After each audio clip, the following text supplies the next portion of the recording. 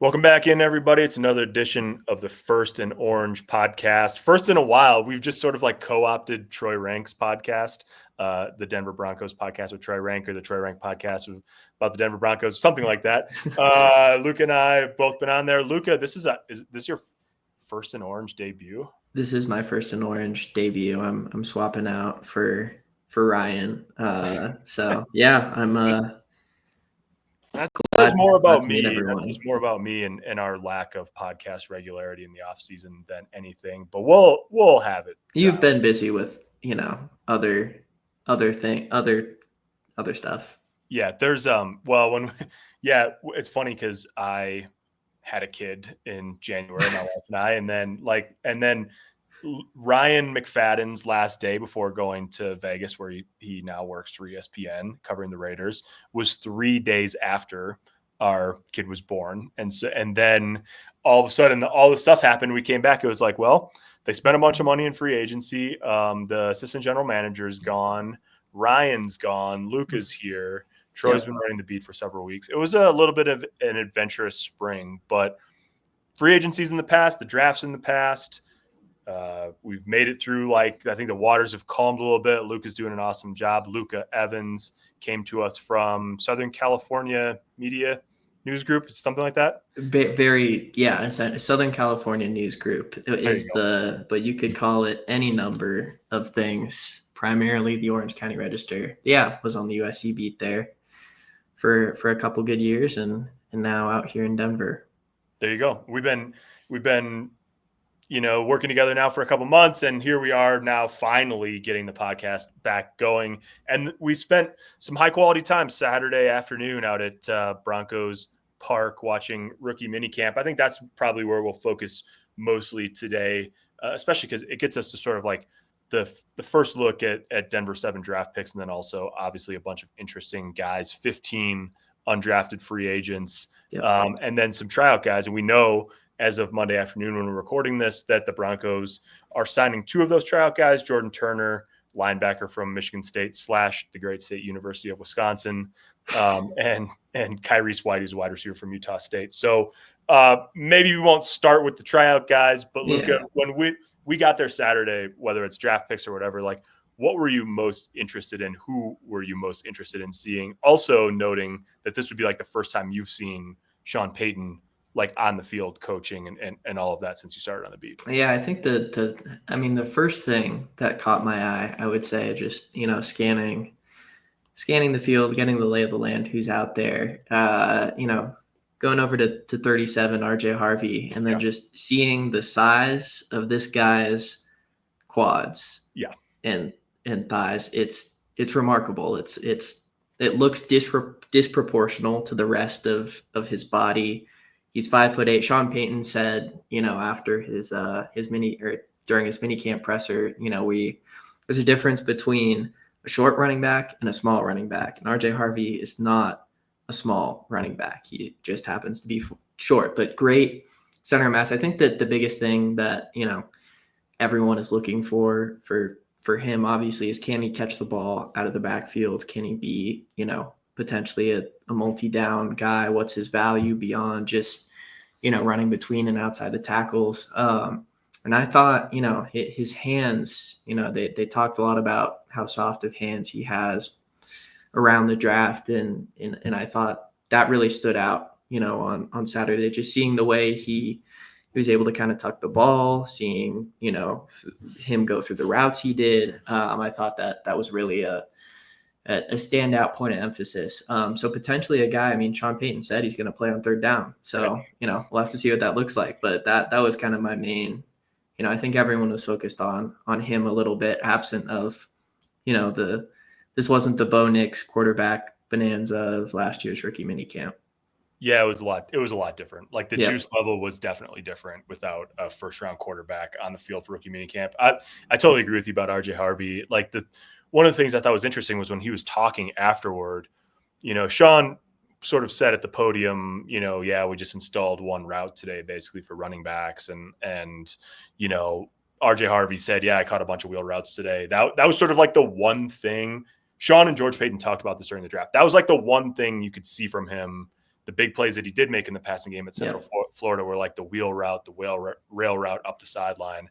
And so when RJ was talking after practice in the locker room, one of the things he said was like, yeah, I was up in Sean's office on Friday and he was showing me Alvin Kamara and Darren Sproles running choice routes. And that is like Sean Payton's bread and butter, is like getting the running back, and not just like, oh, number 4 in the progression is the running back running the choice route. No, like he wants to design stuff where you're clearing out a side of the field and leaving to create a one-on-one for the running back. And then he wants the running back to destroy coverage in the middle of the field and make big plays. And they just haven't really had that guy so far in his time here. And so that to me was like, okay, your first full day on the job and the coach has you in his office showing you like, listen, man, like this is what's in front of you. Like work on this and work on, not nothing but this, but work as hard as you can on this stuff. And you will end up in untold, favorable matchups. And I will force feed you the ball. I mean, that's obviously not exactly how the conversation probably went. That's the impetus of like getting him in there and saying like, you have the skill set to do this. And if you can master this, you will put up monster numbers and have a huge role in all of that. So doesn't mean he can, doesn't mean he will right away, whatever. There's a lot of nuance to it. You got to build chemistry with Bo Nix in terms of which choice you make on the choice route and all of that. But like, one of the impressions you come away with is like, that these guys have big. Yeah, he and I think Sean dropped a little, I wouldn't say hint, but he said, I think that note about collegiate offenses don't necessarily really utilize the running back, in the passing game necessarily. Certainly like he does, and I think in one, I did a feature on RJ last weekend, and one thing that you'll consistently hear from his coaches, even coaches last year at UCF, is that that just wasn't part of their offense. They didn't throw the ball much last year, but in general, even through his time, it's the 3 years that he was kind of a main guy there, they just didn't do much of that. And he was 4th on the team in receiving yards last year. I think he only caught like 20 balls, but a lot of explosive plays came of that. So I think, certainly Sean and company see a lot of potential there that just wasn't necessarily reflected at the collegiate level that was projectable to what he can do with RJ in his offense. So that's going to be an interesting point in training camp. We'll see how the choice routes develop there. It's funny because I think you're totally right about what Sean said about collegiate offenses. Like he doesn't want it to just be like check the ball down to the running back. It's like you're designing stuff to get the ball to a guy who's got a favorable matchup, and that can be a running back if you have a guy who can do that. It was interesting too, and I wrote about this before minicamp about how like the extent to which RJ Harvey picks up the pass pro stuff will be somewhat determinative in like how big his role is right away. And Sean was like, he didn't necessarily shy away from that, but he sort of was like, well, yeah, but if the guy's really good, like we'll figure it out. Basically. Yeah, he didn't say RJ Harvey's really good at pass protection and he's fine. He was just he was like I told Darren Sproles, I'm not. He's like I can't guarantee you that you're not going to end up one-on-one with the best linebackers in the game sometimes, but I'm going to make sure that you don't end up in that situation a lot. And so it's sort of one of those things. It's like if you're Jaleel McLaughlin and you're a nice player and a good story and a role player and all that, like you got to pass protect. And if you're a guy who, Sean thinks is going to be like a game in and game out, like difference maker, like they're going to design it around you and what you do well and what you don't do well. And so it's, I thought it was just like, I walked away from it thinking like, well, he's got to earn it. He's got to show he can do it and all of that. But like, if Sean has his druthers, this guy's going to touch the ball like 200 times this year. So yeah, it seems like he is going to be, for all the talk about obviously backfield compliments and, the by committee approach. It seems like, he is stepping into position to be the head of the snake there in some way. So yeah, definitely. Okay. So then let's talk about Jahdae Barron, the first round pick, number 20 overall. The Broncos absolutely love him. They thought about trading out of that pick at 20, I think, during the draft, but they were thrilled. They didn't think that he would be a guy that would be there at number 20. here's where I came down on Luca. It's interesting because when you looked out on the field, you didn't go like, oh, there's the first rounder right there. Yep. He's not particularly big. But a couple of things that like just stood out to me. One is that they think they can probably just use him wherever they need him in the secondary, which they talked about when they drafted him. But the other thing is, like in the locker room afterward, you sort of got that first rounder feel from him in terms of command and talking to reporters, which is not a requisite to be a good football player. But more than that, like the number of other players in the rookie class who talked about him, or like RJ was talking about him and how he, Jahdae Barron texted him right after the draft and he was laughing and Jahdae kind of came over and was like infiltrating RJ Harvey's news conference and all this of like, he doesn't jump out to you physically of like, man, this guy is a freak or something, but he has that sort of like, I don't know what the kids say, the aura. He carries himself like a first rounder. He has this sort of thing, right? Where it's like, you can just tell that he's a dude and he's a leader and all of this stuff. And like, I think as far as like classes go, that stuff does really matter. You are actually, so you could tell me if I use that term right. No, it's interesting you say that because I just, in hopping around and in covering this Nuggets Thunder series, now that you say that, I sense a weird similarity in how he carries himself to how like Shai Gilgeous-Alexander kind of carries himself from a leadership, or a perspective. I think that's definitely true. You get that sense from him, and he's a guy that, again, dating back to, he was that guy at Texas, and he was the kind of foundation of that culture there. A lot of guys from that run at Texas talk about having to really revamp things, around Sark and in that program, really kind of pull UT back to what it was. And if you ask anyone, Jahdae was as big a part in that culturally as anyone. And so I think also, he had a note just about, pulling the cornerbacks together before camp and telling them to relish this. And you can just tell he's comfortable in that kind of role. He's buddies with Matthew McConaughey, so he has to be. And I think you should get a movie role at some point or something. Yeah, right? Yeah. It seems that seems fair.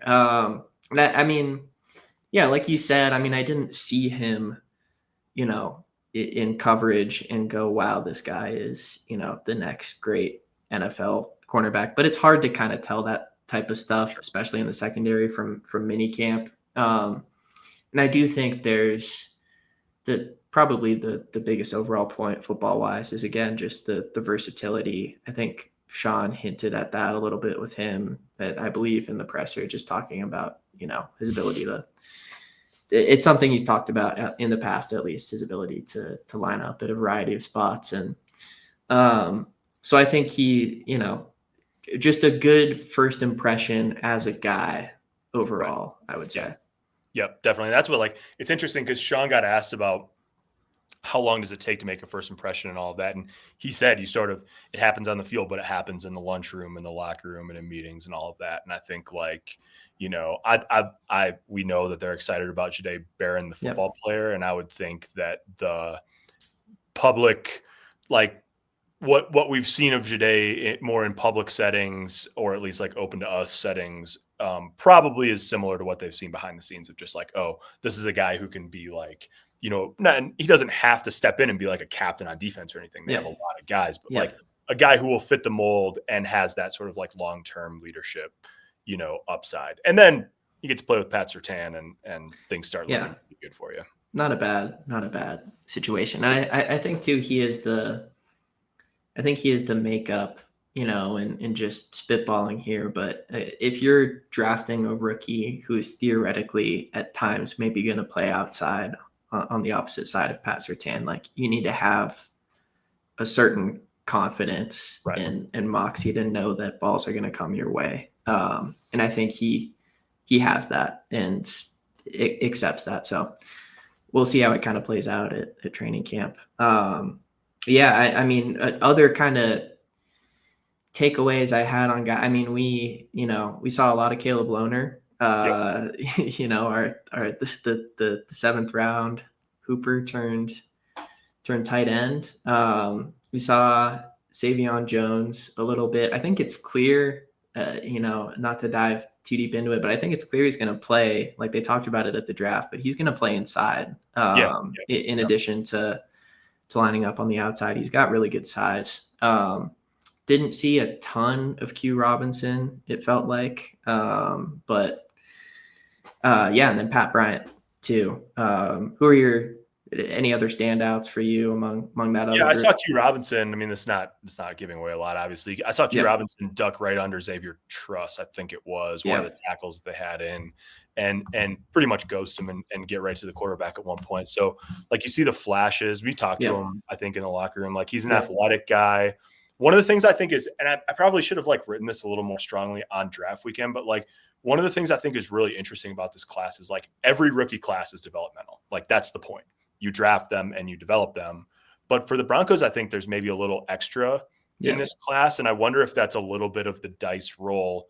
Like, Jahdae Barron is a safe pick at 20 for sure. But, like, I wonder if it's a little bit of the dice roll of, like, Sean mentioned at one point along the way that if you're a playoff team, you probably don't have, 10 open roster spots. And they drafted 7. They signed a bunch of free agents, college free agents and all that. So one of the things I'm curious about is, like, Q Robinson, if he hits, like, his pro role looks a lot different than it did in college. He didn't play that much defense in college. Same, obviously, Caleb Lohner's like a lottery ticket. But even RJ Harvey, like, you're projecting a lot of things that they think he can do that he wasn't asked to do in college. Jahdae Barron, like, when Pat Surtain first got to Denver after getting picked 9th, he played in the slot.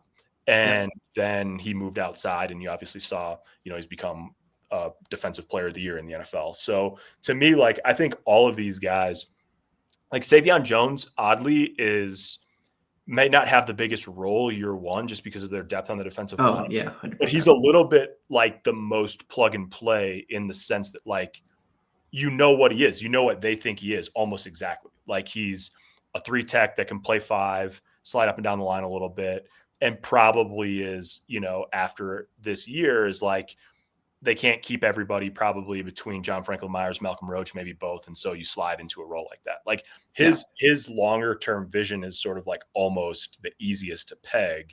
But a bunch of these other guys are interesting. I thought it was not that they would do it another way, but, like, seeing Caleb Lohner just, like, jump right into the, like, run the shallow cross, run the flag route. Like, he ran more routes on Saturday probably than he did, like, in his like on the field, he only played 52 snaps at Utah. So he's going to get I talked to him in the locker room a little bit, and, like, it's interesting to have such a small role on the field for Utah last year and then just get thrown into, like, here, learn how to be an NFL tight end, go. Yeah. I'll say this. I mean, I didn't watch him and was like, oh, this guy's only played, 57 snaps or whatever it is. So, like, he looked like he, I'm not a football genius, but it looked like he knew what he was doing in terms of, again, like you said, the shallow cross routes, the drag routes. Like, he had a lot of that. I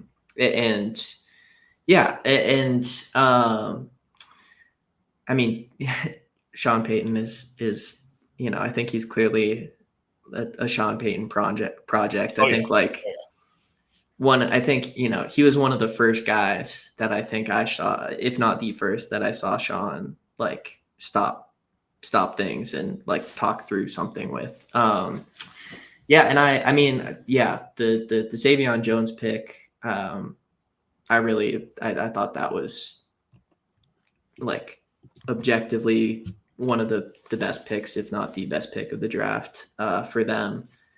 I have bias just having purely seen him in person when USC played LSU last year. I think his versatility was really good there. And then I think, what was your impression of Pat Bryant? Because I think that's,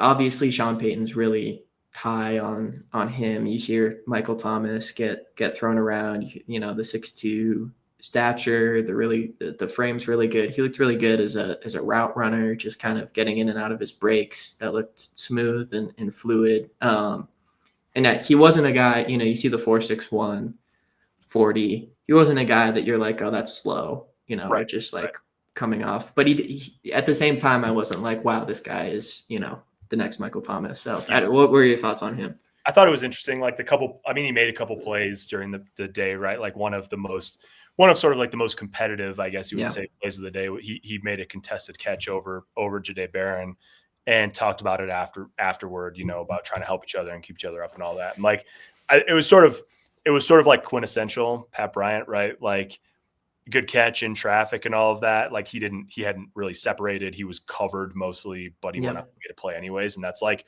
I'm not saying he's never going to be open, but like that's sort of like what you like about him, strong catch point, working in traffic, figuring out a way to come down with the ball. And so like, I thought it was a good start for him. He's one of those guys that I'm just like, Sean clearly loves him, like, and usually with Sean Payton, when he has a role sort of like in mind for a guy like that helps your, success rate by a lot. I'm curious, like, and we're not really supposed to get into too much of like where guys line up and all that stuff. Like, I guess just the thing I'm curious about, and I was curious about this before minicamp, is where they see him playing. Like, because they obviously have their guy in Cortland Sutton, who it could be in line for an extension this offseason and all that to like play outside. And they have a big slot candidate in Devon Vele. We saw Vele play inside, outside, all that stuff, operate in the middle of the field last year. And then you've got the speed guys with Mims and Franklin. So like where Pat Bryant fits in that, how they view him like relative to Vele and Court. Like I'm curious about, I'm not saying he's going to take Court's job, obviously. Like I'm just curious about sort of like where his skill set fits and like how it complements the other guys in the group, especially Sutton and Vele. And that obviously there's plenty of time for all that stuff to work out. And then also like, we haven't talked hardly at all about A.T. Perry. Obviously, he wasn't at rookie minicamp, but he's a guy who's been on the roster for a year now, that they liked coming out of New Orleans, that they signed last year. And then they had all these free agent guys that we can talk about that they signed, who all looked pretty solid. And then one of the two tryout guys they signed as a receiver too. So they've got bodies. There's going to be no lack of young receivers to evaluate and watch this summer. Yeah, 100%. I think there are a few guys who you can tell are maybe are going to be a little bit more competitive, maybe for, in the receiver room earlier among that crop. I really liked what I saw from, I may butcher his first name, but Jerwan, or I think it's forgive me if I'm pronouncing it wrong. Jerwan Newton out of Toledo. Just a veteran guy. He made a couple really nice plays that just kind of popped for me. And Courtney Jackson also is a slot guy out of Oklahoma State. He made a couple nice plays. I think, turned, like you said, turned Jahdae around on one play. And then, the guy that I've always been most intrigued by is Joaquin Davis out of North Carolina Central. Is just like the height, 6'4". He's got 40+ inch vert. He made he had one ball where he just full extension, two hands leapt and snagged it over the middle that you can just tell you're like, oh, that's why Sean Payton signed him. And he's got legit speed too. I think he'll profile more initially as a special teams guy, if anything, but one of those guys potentially that you could stash and then, 3 years later you look up and you're like, oh, he has just like the classic, like he's one of those guys that you're just like, man, you would just love to have him on the scout team or on the practice squad team for a year, let him develop and all of that. And like, sometimes that works the way you want it to, and sometimes it doesn't. But we were talking about this on Saturday. Like when you watch receivers, I always think like, man, all of these guys look good. And then it also is a reminder that there are just so many wide receivers in the NFL. Like there's so many guys that can play. It's hard to make a roster. Teams like the Broncos have really kept like 5, maybe 6, depending on the special teams. And you start counting spots with, Sutton, Mims, Franklin, Vele, Bryant. I mean, there's 5 right there. So like, it's not going to be easy to crack that room, to crack the roster at that position. But there are, I think, one of the things that we both thought coming out of Saturday was like, there's a lot of interesting developmental guys in that room to sort of like keep tabs on through training camp. Yeah, 100%. Yeah, and then there's the new signee from Utah State too. So there's a lot Yep. of they've got bodies there. I think that'll be probably one of the more interesting subplots of training camp is just, what kind of young raw guys cement themselves as, Yep. worthy of deeper looks there in the receiver room. Definitely. Yep. It'll be interesting. They got some, there are some other positions, like obviously they're deep on the defensive line. They had a couple of, Yep. and at edge. Like I thought Johnny Walker, he's one of those guys that got some money from them in college free agency. Some guys that just like you see the flash and you're like, okay, yeah, rookie minicamp's good for that. You see a guy and you're like, oh, I understand why they're interested in him. I understand why they like him.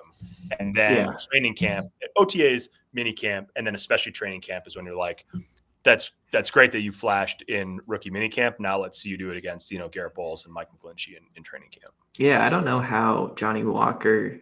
I mean, Didn't get he's drafted. like 6'2".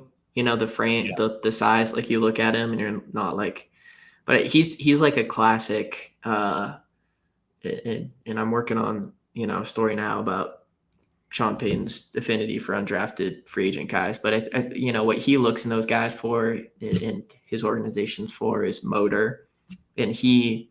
Like, you don't finish fourth in the SEC in sacks, like, for no reason, Right. and that's, to me, that's pretty crazy that they got him undrafted. In whatever capacity he ends up being. But yeah, definitely an interesting crop of those guys, for sure. It'll be, yeah. My favorite random note from the locker room was that Jeremy Crawshaw, who's going to be a great cover. I mean, there's just anybody with an Australian accent is like immediately more pleasant to like talk with them, I think, first of all, but also like he just seems like an interesting guy. And like one of the things he said was that he really wanted, when he got to Pro Kick Australia and started like working on American punting, to play American football, he wanted to go to Colorado. And it wasn't like because of Prime or anything like that. It was exclusively because he thought Boulder and Denver looked awesome. And he was like, yeah, I just thought it looked beautiful. And I thought that would be a sweet place to be. And then the, Pro Kick was like, well, actually you got a scholarship from Florida. So he went there, but he was calling it a full circle moment to be back in Denver. So we know Jeremy Crawshaw has an affinity for the mountains and is happy to be in Denver. For now, he's the only punter on the roster. We'll see if they bring Matt Hack or somebody else back to the roster. But like, he's one of those guys. Like, clearly, he's going to play right away. I don't know what you learn about a punter in rookie minicamp. I want to do a really serious investigation into, because theoretically, like scientifically, if you come from Florida to Denver as a punter, the hang time, the elevation, should the air should buoy that. I wonder if there's any correlation historically to guys coming to Denver and seeing their, like the Coors Field effect, except for punters. Yeah. I wonder if it makes it, like, some guys would probably tell you that it makes it harder because you get used to controlling, punting is not just about, banging the ball 70 yards. You're trying to control it and all of that. So I wonder how long it takes. But yeah, somewhere the Broncos have an algorithm that projects what the ball flight looks like in Denver compared to the swamp. I guess we'll probably, I don't know. You think that's pretty good coverage of a rookie minicamp? Yeah, I think I think we touched fairly extensively on when we're getting to punt trajectory, climate. I think that's when we've touched all the bases probably. Well, it's Monday afternoon as recording this. The NFL schedule is out Wednesday. So if we're not back later this week to talk about that, then we'll be back next week. But I think it's interesting, Luca. We'll see the international schedule. The NFL, you're learning this for the first time. The NFL does not only make the schedule release like a primetime event on Wednesday night, but they spend the days leading up to the primetime event, like sort of like dishing out a couple of games here and there. We learned the NFL season opener, that Thursday night game, Dallas and Philly. This morning, the international slate's out tomorrow. We're thinking the Broncos probably get an international game, probably not Germany. So if they do get one, that would leave London against the Jets. So we'll see about that. But yeah, we'll have scheduled Palooza here the rest of the week. And then we'll not only have a look at a good chunk of the roster from rookie minicamp, but then we'll also know the order in which the Broncos play their games this fall. Yep. So all coming together. It's going to be training camp before you know it. Yeah. Oh boy. Yeah. Yeah. There we go. Yeah. There we OTAs in a couple of weeks too. Yeah. Only 2 this year, which is interesting. They can do 3 weeks, but the Broncos, like I think a bunch of teams actually are going with 2 sets this year before their mandatory mini camp. So they'll be back on the field, see everybody then. Well, assuming everybody shows up, which normally in Denver hasn't been an issue. There could be a couple guys with contract issues that could at least think about it, but for now, we're expecting good attendance there. And we'll have full coverage of that, including punt trajectories when it arrives. But Will we? Now, yeah, hopefully the wind's blowing and we can really get a sense for it. Yeah. But until then, that's Luca. I'm Parker. Thanks for watching. Check out all the latest denverpost.com/Broncos.